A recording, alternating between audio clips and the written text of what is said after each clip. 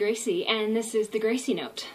Today is April 3rd, 2015, and Furious 7 premiered in theaters across North America. Today, I want to go through what my favorite song is across the franchise, the song See You Again, and how it's touched the group, and lastly Ronda Rousey and her part in Furious 7 and how music has touched her life.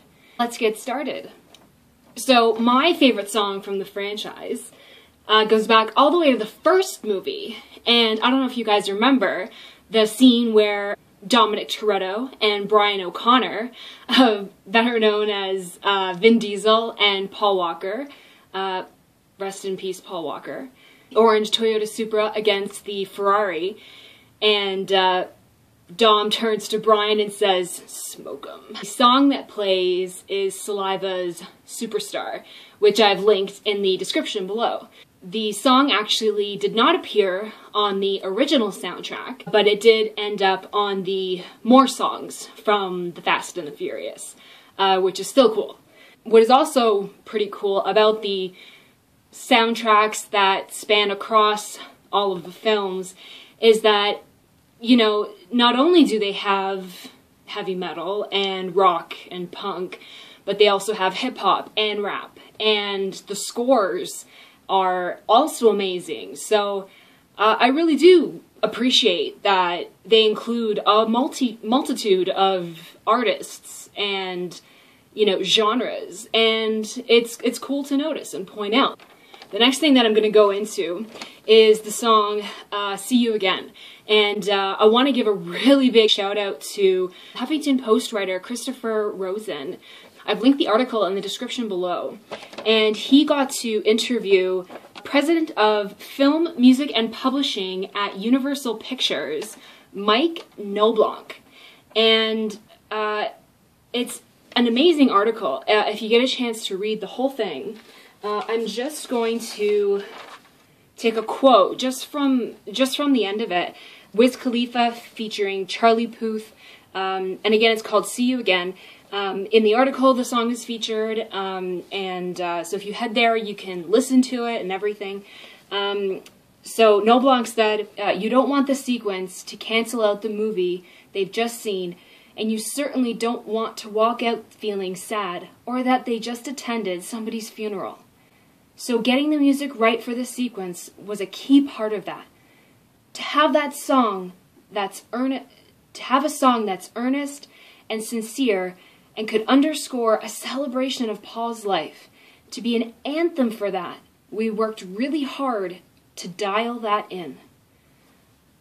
That's amazing. That's amazing that they put so much into that song. And I don't know if you guys remember, but Charlie Puth is the artist from Ellen that you know was from Berklee College of Music, and he's on, you know, Ellen found him and he sang the Adele song, and he was bullied as growing up and everything, and so it's so great that he was on this. If you look at his Twitter page, just reading his tweets, guys, you gotta go read his tweets. I have them for you right here in a screenshot from his Twitter account, and look at how happy he is after seeing the premiere and seeing his film, his song in the film. I mean, can you imagine? Like, that is so amazing. Alright, lastly, I want to talk about Ronda Rousey in the film. For any of you who might not know her background, Ronda is a judo Olympian. She is an American mixed martial artist. She's the inaugural and current UFC women's bantamweight, sorry, it's hard, it's a tongue twister, champion. She's also an actress.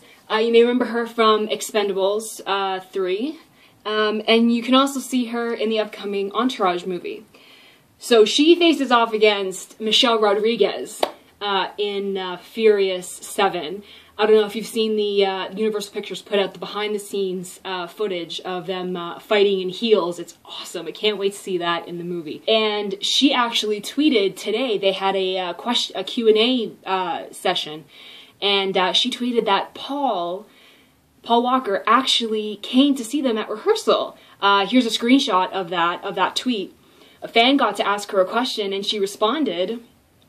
Awesome fan, that must have been so cool for her to respond to you. And Ronda is really expanding, especially this year, from sports.